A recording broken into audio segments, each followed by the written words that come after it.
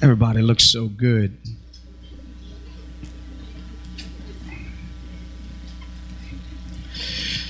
So it's Easter Sunday. And I was thinking,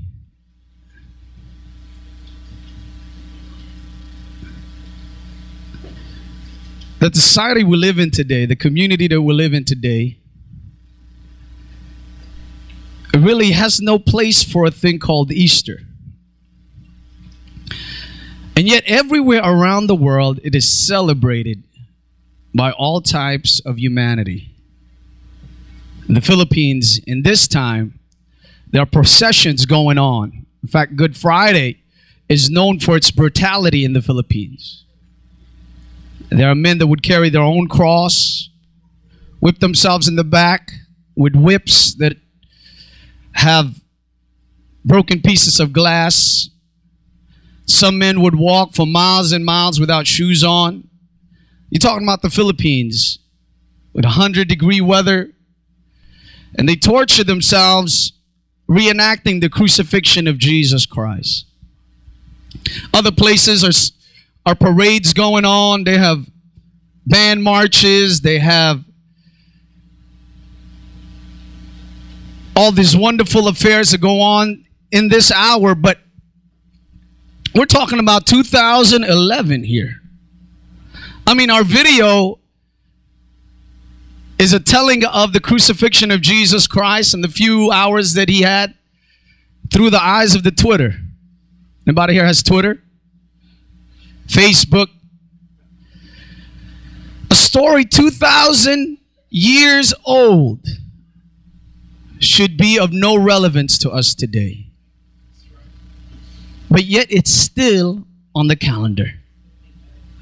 Every time this year, children, adults take time off, vacation time, to celebrate and commemorate the Passover and the Easter celebration of this one man who was born not on a king's palace, but in a manger in Bethlehem. Not to a king or a queen, but two poor villagers. One was a carpenter and probably the other one was just a farmer. Two young people that had no type of clout, no type of sustenance, no type of money, but yet we talk about their firstborn son today. He didn't grow up in Jerusalem. He grew up in the outskirts of Jerusalem, a city called Nazareth, by a sea called Galilee. This Nazareth is not Toad Hill. It's not these great places like Beverly Hills. Nazareth was a ghetto. That was for the poor people that didn't have any money. And he made his living with his dad building things. He did not even have any money to go into education and be taught as a Pharisee would be taught and as a teacher of the law would be taught. In fact, at the age of 12, he spoke to the Pharisees and the lawyers of that time, and they were astounded as the wisdom and the power that he had in his words. And they thought, who is this kid? Growing up in Nazareth, in fact, when he began his ministry,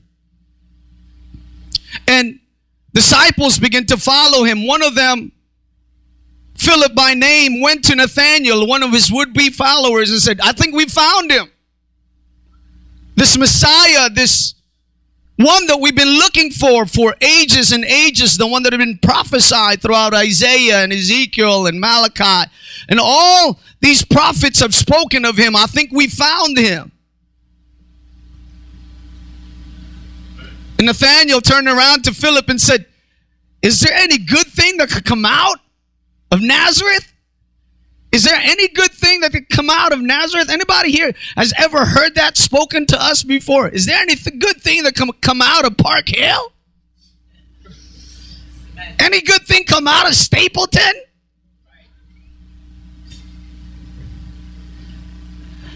Because it was impossible for any good thing to come out of a place that was filled with crime and violence and all ill refutes of society.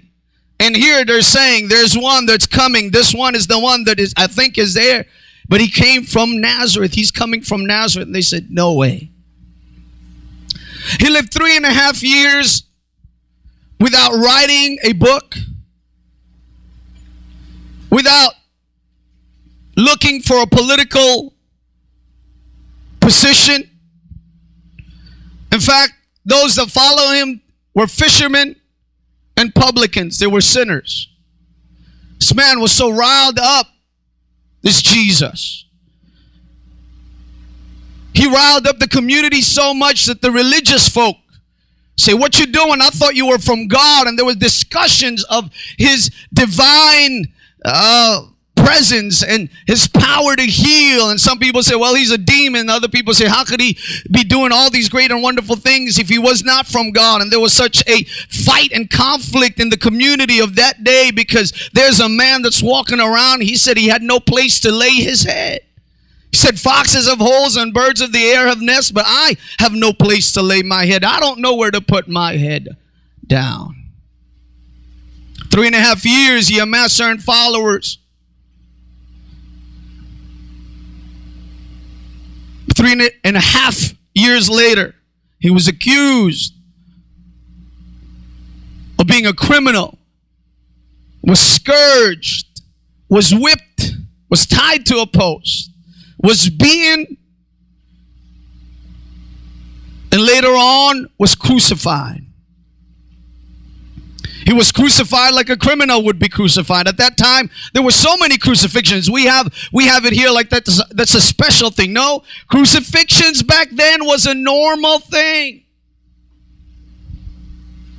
Jesus was not the only one crucified that day. In fact, 2 thieves were right next to him. So we know the crucifixions happened in that place called Golgotha, in a place called Skull. Crucifixions were rampant at that time. There was nothing special about his death. This was a criminal who died according to the law of the land through and by crucifixion. He was laid in a borrowed tomb. He didn't even have enough money to be laid in his own tomb. He was laid in a borrowed tomb. We should not be talking about Jesus this afternoon.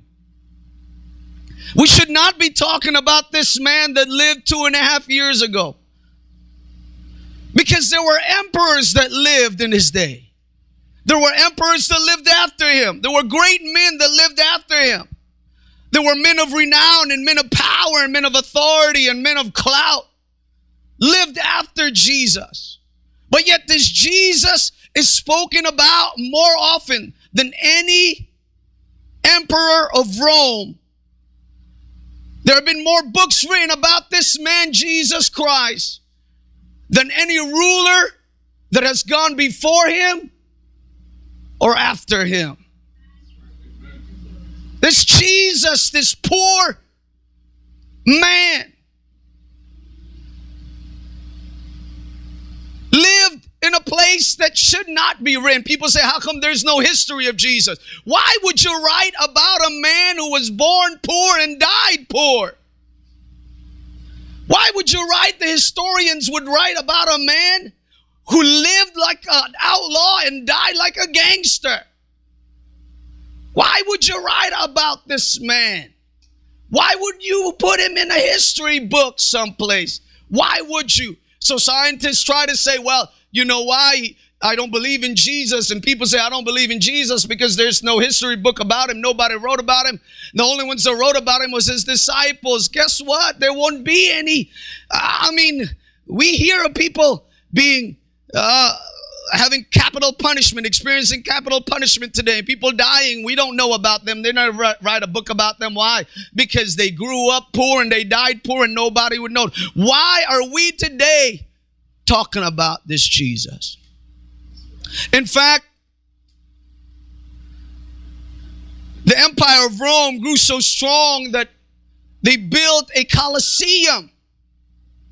Someplace in Rome, there is a 50,000-seater, massive stone-clad Colosseum. And in this Colosseum was the glory of Rome. For months and months and weeks, they would have sporting events there, and that there would be at times where there would be gladiators there, and they would kill each other for the sport of it.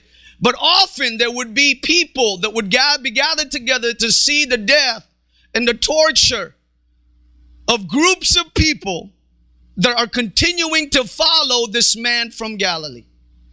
And in this Colosseum, Frank, they would roar and clap and applaud when lions would come out of their dens and attack these poor Christians that are tied to a post or chained to a wall.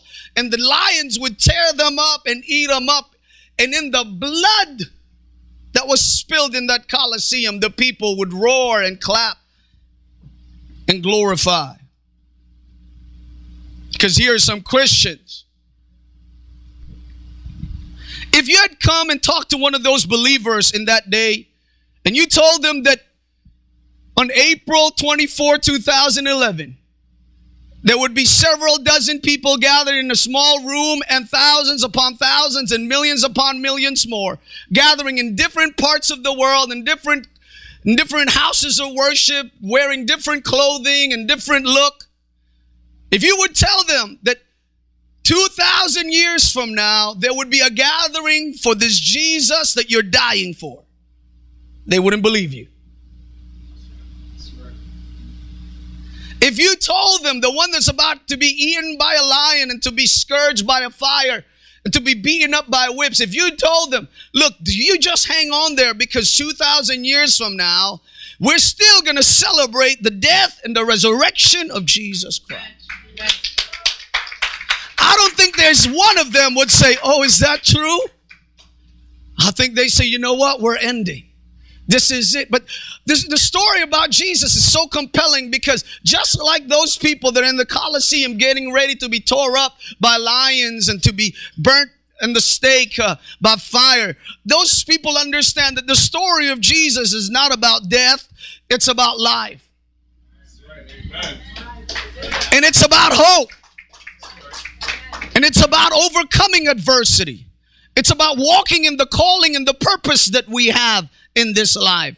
Why are we just walking and living in a day-to-day basis when there are people that are lost and dying and hungering for hope, for a message of peace and a message of love and opportunity to live an abundant life? And so this message of Jesus, though if you had told those people there and said 2,000 years from now, we're going to be your brothers, they will tell you no. Interesting that the Colosseum now, in the entrance where the emperors and the king and the important people enter, there is now a cross that hangs on that entrance.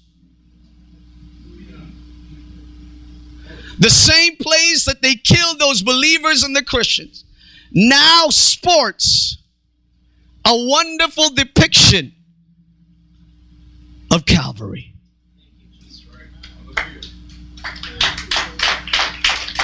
If we would turn around and tell those believers one of these days, you see that emperor going through that gate, there's going to be a cross there and it's going to represent the one you're serving, the one you're dying for. That's a no way. No way, it's impossible. But God is a God of impossibilities. God is a God of renewal. God is a God of hope. God is a God of restoration. God is a God of comfort. God is a God of deliverance. God is a God of newness. God is a God of being born again. God is a God of hope and love. The play depicted it really well about people whose lives have been tangled by the enemy and by the devil. And Jesus, in a moment in time, changes their lives. And their outlook is different. Their lives are changed, and their viewpoints and their opinions